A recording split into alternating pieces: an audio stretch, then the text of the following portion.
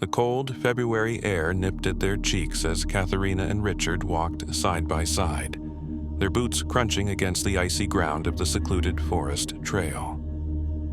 The quiet was a welcome relief from the overbearing pink and red decorations plastered all over the city. Every cafe, every shop window, even the lampposts screamed Valentine's Day. "Do you think they'll ever tone it down?"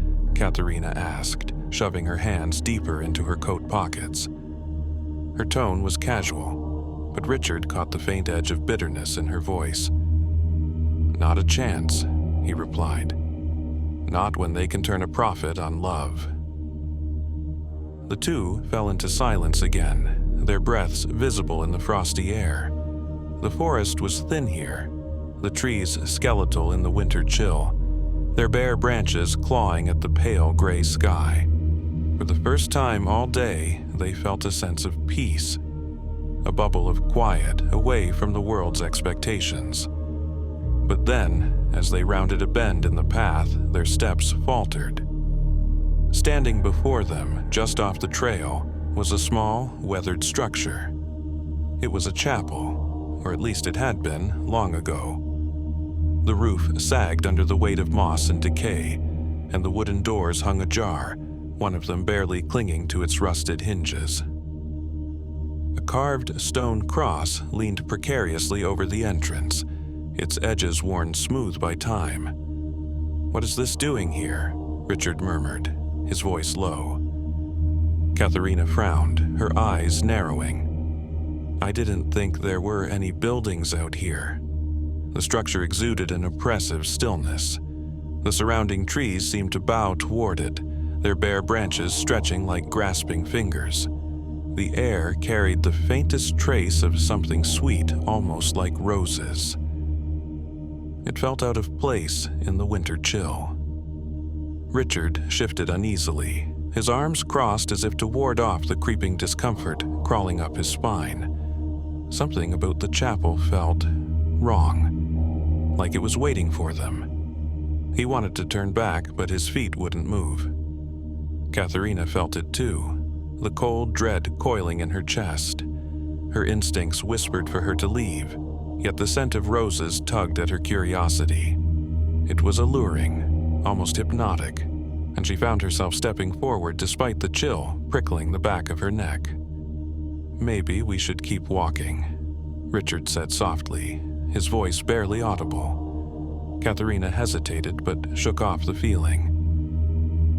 "It's just an old building," she said, though the words felt hollow even as she spoke them.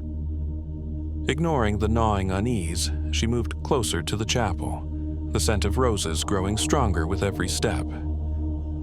Richard lingered behind her, the forest's silence pressing in. "It's warmer in here," she said, half turning to Richard.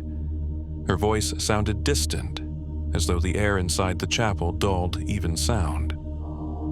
Richard stayed outside, his feet rooted to the ground. The unease that had been gnawing at him now flared into full-blown dread. "Katharina, maybe we shouldn't," he began, but the words caught in his throat. Something about the chapel, its silence, its unnatural warmth, felt wrong, like stepping into the lair of a predator. She crossed the threshold, her steps slow and deliberate. Cracking sounds echoed through the ancient stone beneath her feet, each step amplifying the eerie silence within the chapel. Inside, the chapel was cloaked in shadows. The faint light that filtered through a crack in the roof cast uneven patterns on the stone walls. Dust hung in the air like tiny specters, swirling lazily in the dim light. At the far end of the room stood an altar. It was crudely carved from dark stone, its surface covered in a scattering of dried rose petals. Dark stains marred its surface. Strange symbols were etched into the walls surrounding it, their jagged lines seeming to shift and writhe when looked at too long. Katharina's gaze was fixed on the altar, her body drawn toward it as though by an invisible thread. The scent of roses grew stronger with every step she took, filling her lungs, her head, and her very thoughts. It was intoxicating, drowning out the whispers of fear at the edge of her mind. Her pulse quickened as she neared the altar, an undeniable force tugging her forward. The air thickened, pressing down on her with an oppressive weight. Her feet felt as though they were sinking into the cold stone floor, the weight of her body becoming too much to move. It was as if the chapel itself had a hold on her, keeping her locked in place. She wanted to turn away, to flee, but something, dark and ancient, kept her rooted there. "Katharina," he called her, but he felt his voice weaken. It sounded almost like a whisper. The air seemed heavier with every passing moment, pressing down on his chest and making it harder to breathe. The faint, melodic whisper returned, circling him like a predator in the shadows. He strained to make out the words, but they were too soft, too alien to grasp. His body felt frozen, not from the cold, but from the suffocating weight of the unseen force that enveloped the chapel. As she reached the altar, the room seemed to shift. The air pulsed once, twice, and then fell still. The shadows around her deepened, twisting unnaturally as if alive. Katharina reached out, her fingers trembling, as though compelled by something she couldn't see. The silence was deafening now, broken only by the faint, rhythmic whisper that seemed to come from the darkness itself.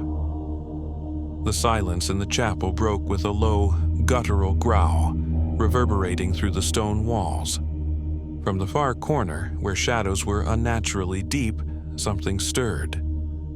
Katharina's breath caught as twin glimmers of gold emerged from the darkness, eyes glowing with an otherworldly, wolfish intensity.